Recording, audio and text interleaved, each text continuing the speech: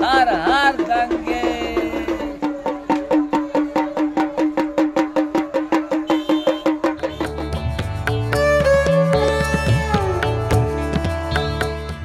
সব তীর্থ বারবার, গঙ্গাসাগর একবার।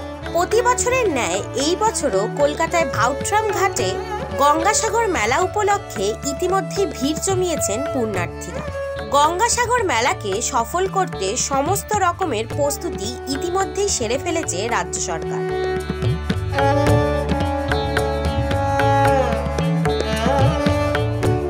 নিরাপত্তার কথা মাথায় রেখে ইতিমধ্যেই কলকাতা পুলিশের পক্ষ থেকে এসি স্ট্যান্ড বুথ ও টহলদারি জারি করা হয়েছে। রাজ্যের স্বাস্থ্য দপ্তরের পক্ষ থেকে মেডিকেল চেকআপের ব্যবস্থাও করা হয়েছে। তাতে রাখা হয়েছে স্বাস্থ্যকর্মী ও ডাক্তারদের। অগ্নি নির্বাপক ব্যবস্থার কথা মাথায় রেখে অস্থায়ী ফায়ার স্টেশনও করা হয়েছে। ইতিমধ্যে বাবুঘাটের আউটরাম ঘাটে এসে পৌঁছেছে বহু সাধু সন্তরা।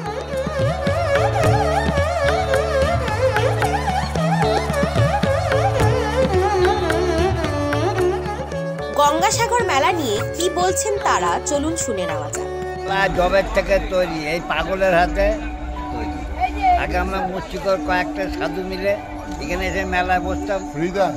আস্তে আস্তে আস্তে আস্তে দেখা গেল ভক্তের সমাবেশ হতে হতে ভিড় বাড়তে লাগলো, সাধু আসতে লাগলো, ভিড় বাড়তে লাগলো, সাধু আসতে লাগলো। একজন মমতা বন্দ্যোপাধ্যায়ের কানে যায় একটা সাধু মেলা হচ্ছে।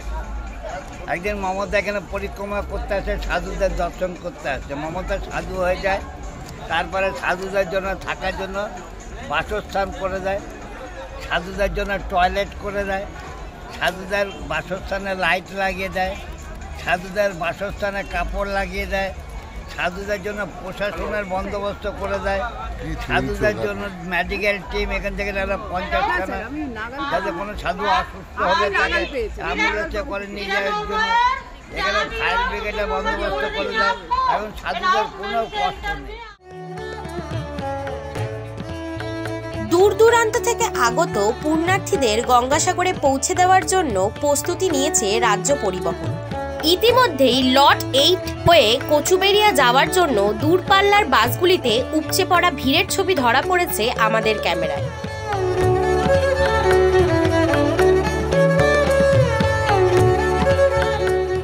সব মিলিয়ে গঙ্গাসাগর মেলা নির্বিঘ্নে সম্পন্ন করার লক্ষ্যে প্রস্তুত কলকাতা, প্রস্তুত রাজ্য সরকার। Channel Hindustan news bureau.